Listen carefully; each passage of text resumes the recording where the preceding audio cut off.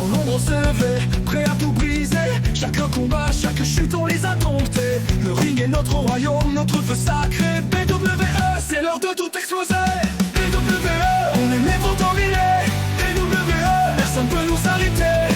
C'est plus qu'un show, c'est notre destinée. Nous sommes les gens, c'est Delphin et aujourd'hui on se retrouve pour une nouvelle vidéo très spéciale et on est parti pour l'épisode numéro 13 de la BWE et on se dirige tout de suite pour le premier match avec l'entrée du King of Dark, Asriel, Aaron Blade, désolé pour le lapsus. Du coup, oui, nous allons pour ce match qui met le titre international en jeu. Bien sûr, ça fait déjà depuis, je pense, depuis No Limit, depuis 100 limites que... non, depuis Destiny Line que The King of Dark a le titre. Donc on va voir si ce soir il va le perdre dans un match face à son adversaire du soir qui est l'adversaire de Aaron Blade et d'autres que la flèche montante de la WWE en ce moment, et d'autres que Takeda, de Unique Sensei Takeda. Je suis Takeda, Sensei sans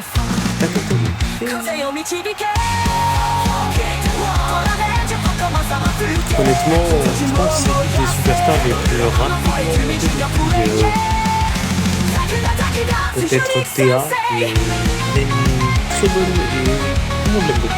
Alors on est parti, coup de pied dans l'abdomen, ça commence tout de suite avec un backbreaker suivi d'un neckbreaker porté par The King of Darks et directement une provocation digne de Aaron Blade et on est directement parti pour The Dark Slave porté par Aaron Blade.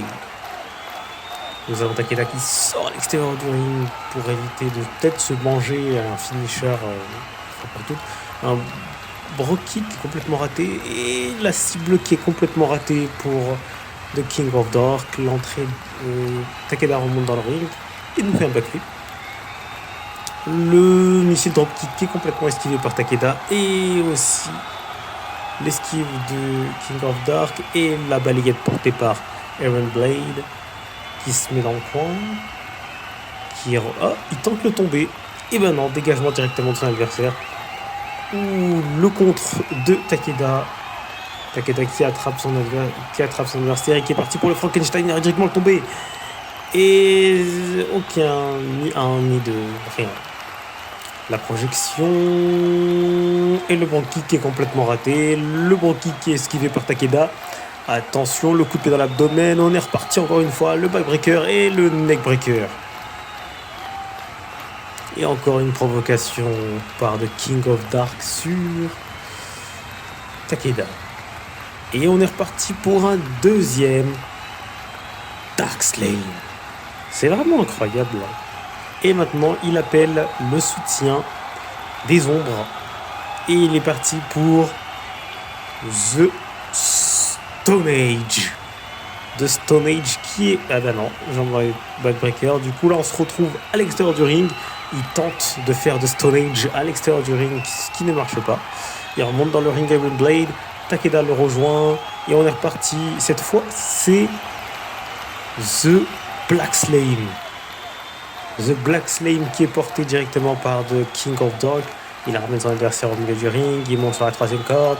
Et on est parti pour The Frog Splash depuis la troisième corde portée par Aaron Blade qui monte springboard splash directement sur son adversaire du jour. Ce dernier se fait remonter par Aaron Blade. Aaron Blade qui est parti pour The Head Death. Et on part pour The Head Death. Ok, on continue directement. Aaron Blade qui se retrouve devant son adversaire mais qui le contre. Le coup d'avant-bras porté par Takeda directement sur le visage du King of Darks. Attention, il le retourne, il l'attrape, il se fait contrer directement par Aaron Blade. Ce dernier, attention à l'adversaire, contré directement par Takeda. Takeda qui contre une deuxième fois Aaron Blade. Attention, le splash qui touche la cible par Iron Blade. Et on est parti pour une autre provocation directement portée par The King of the Darks. Et là, ce soir, ça sent déjà la fin pour Takeda. Ça sent la fin pour Takeda. Ça sent la fin. On est tous partis pour deux Stone Age. De Stone Age. Et 1, et 2, et 3 victoires du King of Dark. De toute façon, ça se voyait tout de suite depuis le début du match qu'il ne pouvait pas gagner. Du coup, ça fait 6 défenses de titre pour The King of Dark pour son titre international. Pour l'instant, personne n'arrive à lui prendre. Peut-être au prochain pay-per-view, qui sait, on arrivera à lui récupérer. Peut-être pas dans la lumière, ou pas. On verra. Du coup, belle victoire pour le King of Dark dans ce match face à... On est parti directement pour ce deuxième match qui opposera Azrael de Nightwolf face à un adversaire mystère. Personne ne lui a dit de qui il s'agissait. Essayez de deviner pendant son entrée de qui serait son adversaire de ce soir. Dites-moi, vous en pensez quoi de la nouvelle gimmick de Azrael et de Nightwolf? Je pense que c'est le catcheur qui a eu le plus d'équipes, parce qu'il a fait équipe avec Randy Orton, il a fait équipe avec Tyson Kidd, et maintenant il se retrouve en solo en train de perdre de nombreux matchs et de sombrer littéralement. Donc je me demande si le fait de récupérer le titre global de temps en temps mais de ne pas le conserver, on va dire, plus de 1 an, c'est pas quelque chose de très compliqué pour lui. Mais bon, on va voir ce soir s'il sera capable de le conserver face à un adversaire mystère qui lui sera révélé juste au moment de son entrée. Du coup, n'hésitez pas à me dire ce que vous en pensez de sa nouvelle gimmick, qui a peut-être changé encore une fois, parce que je suis pas... il n'est pas sûr à 100% en fait de cette gimmick qui lui accroche. Et son adversaire du soir n'est d'autre que le Tribal Chief, l'héritier de la tradition samoane, Théa. Acceptez-le. Il veut seulement être accepté par tout l'univers de la WWE. Est-ce que nous devons accepter Théa de Tribal Chief? Dites-moi dans les commentaires si vous voulez accepter. Honnêtement, j'aime bien le catcheur, mais après j'aime bien le combattant, mais après savoir tout ça. Mais bon, on va directement se diriger vers ce match où déjà on est surpris par une attaque de... Oh, ça va directement partir pour The Devon Samoan Power. Ah bah seulement 2 avec un Devon Samoan Power. Attention, Théa qui envoie son adversaire du jour, qui tente le coup de genou, qui le rate complètement, le coup de genou qui touche, mais qui ne fait aucun effet sur Azrael, et qui envoie son adversaire du jour, le coup de genou encore qui touche, ou le contre d'Azrael directement, les coups de coude qui fusent sur le crâne de Théa. Attention, le coup de genou qui est contré par Azrael, Théa qui sort à l'extérieur du ring, Azrael qui tente ses provocations, qui lance ses provocations, la projection à l'extérieur du ring, le coup de poing, l'autre coup de poing, le troisième coup de poing, le drop kick qui ne passe pas du tout. Théa, je sais pas ce qu'il a tenté, le coup de pied. Oh, il fait passer son adversaire de l'autre côté. Ça va rappeler de mauvais souvenirs à Azrael. Le spiking DDT porté depuis la deuxième corde. Ouh, le monté sur la troisième corde. Et le splash qui est complètement raté par Théa. Il s'écroule au milieu comme une grosse merde. Le coup de genou dans l'abdomen qui est complètement raté. Le coup de coude, le contre. Le coup de poing qui touche la cible. La projection qui est contrée. Projection de Théa. Attention, le coup de pied qui est complètement esquivé. Le coup de genou qui touche la cible. Ou Théa qui remonte dans le ring, Théa qui projette son adversaire du jour, coup de genou encore qui touche la cible. Et on est parti pour le springboard splash, mais qui touche et fait sonner tout le monde.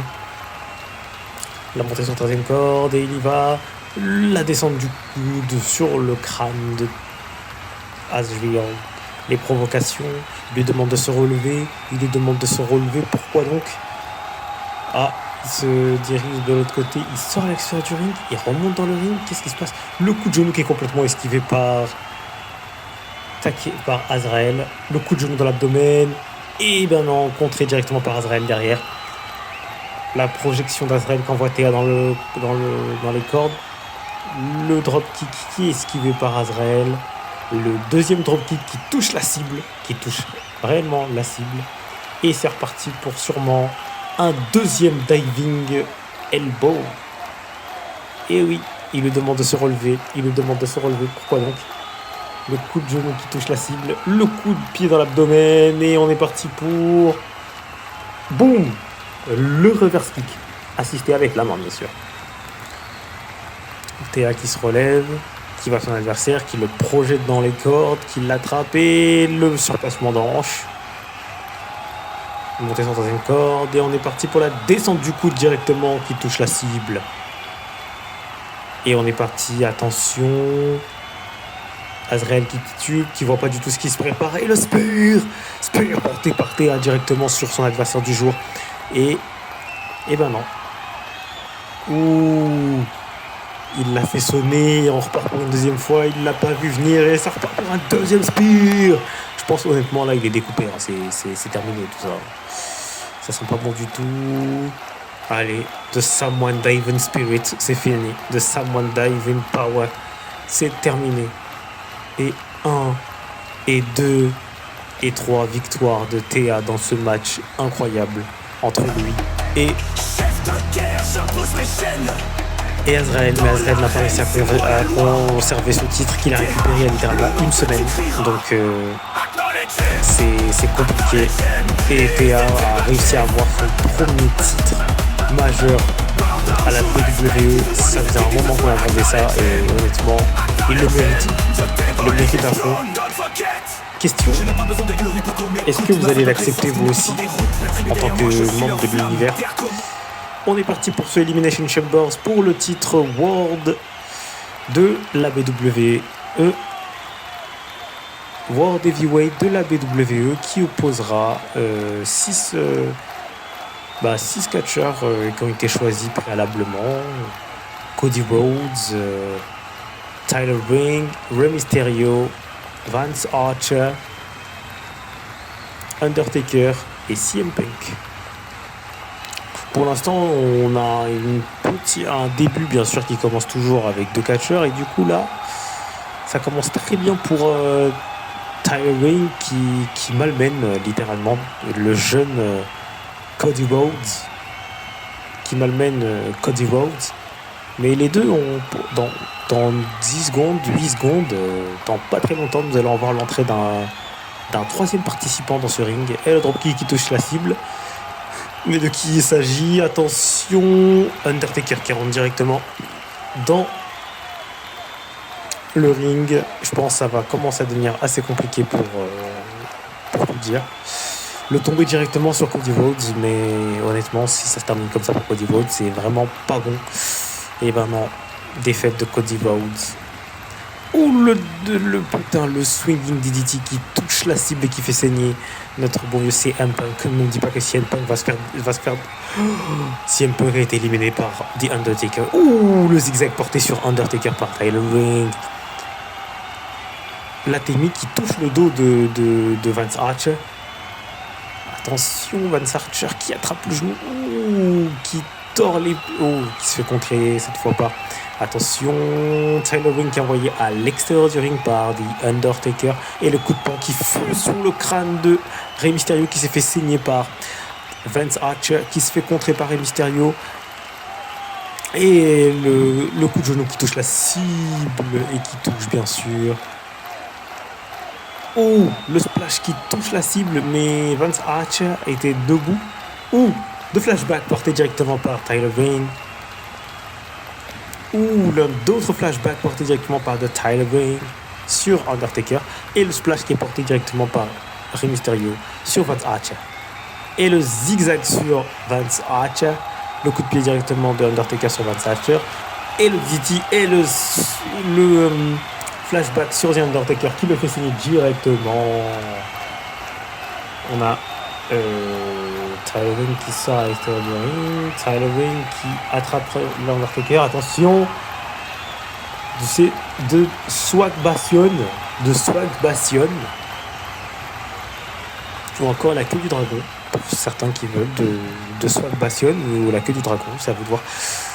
Tyler Ring qui est sonné, qui arrive à contrer The Undertaker quand même.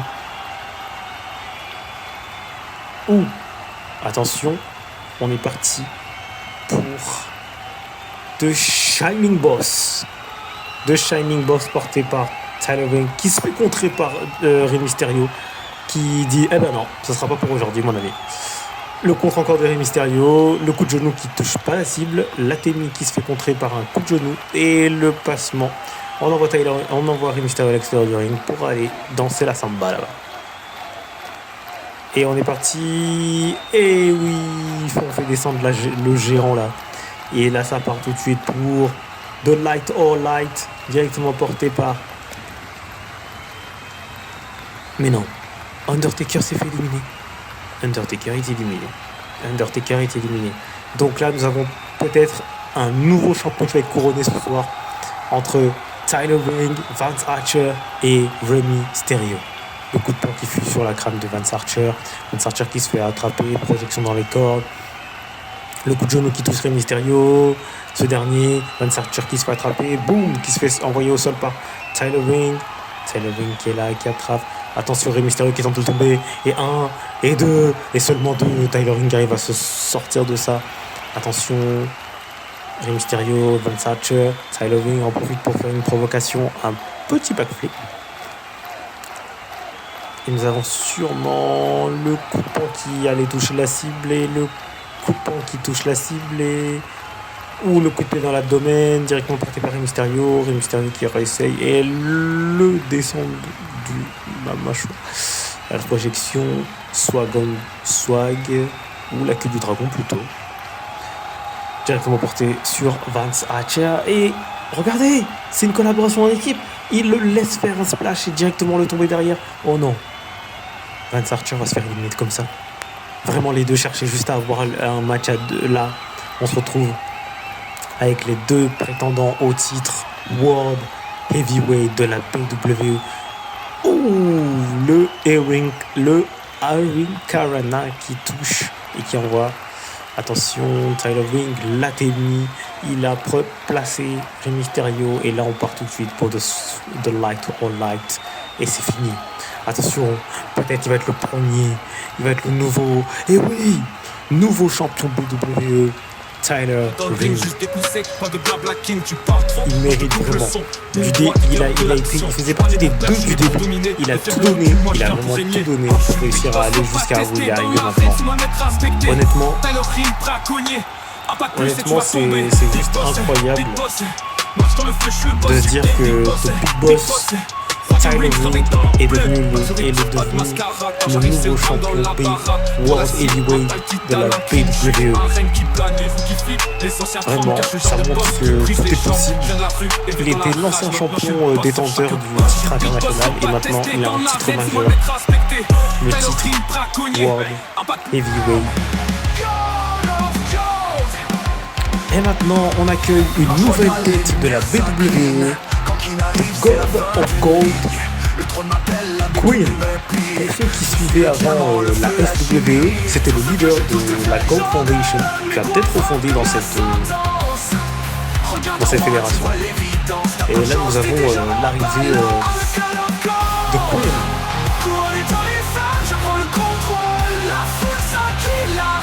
Honnêtement, je pense que c'est l'un des catcheurs les plus appréciés de l'univers. Surtout avec son style très chargé en doré. The God of Gold est là seulement pour le gold. il a une très bonne affinité avec Théa et Braun Steel. Donc faut s'attendre à des choses incroyables prochainement à la WWE avec cette superstar, ce joyau du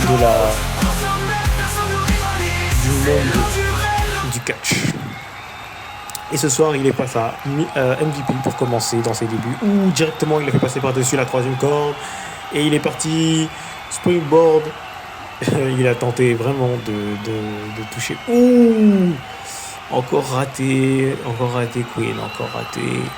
MVP qui est à l'extérieur du ring. MVP qui revient dans le ring. MVP qui tente la célébration.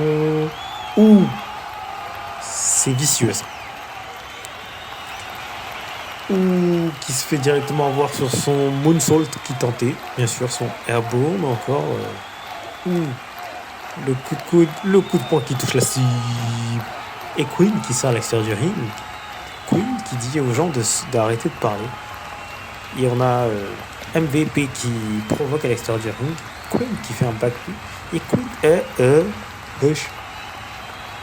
De flashback porté par Queen. Et encore un deuxième flashback porté par Queen. Troisième corde. Et de Sweet and Bomb qui touche pas la cible. Il était un peu loin.